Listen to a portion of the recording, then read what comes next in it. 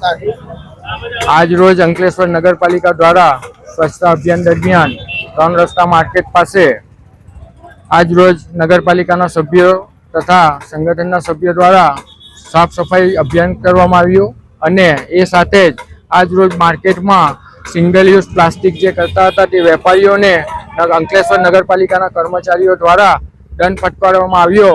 આજ રોજ 9 થી 10 કિલો જેટલું પ્લાસ્ટિક પણ પકડવામાં આવ્યું ને ત્યારબાદ તમામ નગરપાલિકાના સભ્યો અને અમારા કાર્યકર્તા મિત્રો દ્વારા સાફ સફાઈ અભિયાન કરવામાં આવ્યું। આ જ પ્રસંગે હું અંકલેશ્વરની જનતાને એક નમ્ર અપીલ કરવા આવું છું અપીલ કરું છું કે ઘરેથી જ્યારે શાકભાજી લેવા નીકળે તો પોતાની બેગ લઈને નીકળે, જેથી કરીને આપણે આ સિંગલ યુઝ પ્લાસ્ટિકનો ઉપયોગ તદ્દન નાબૂદ કરીએ અને સ્વચ્છતામાં સહભાગી બનીએ।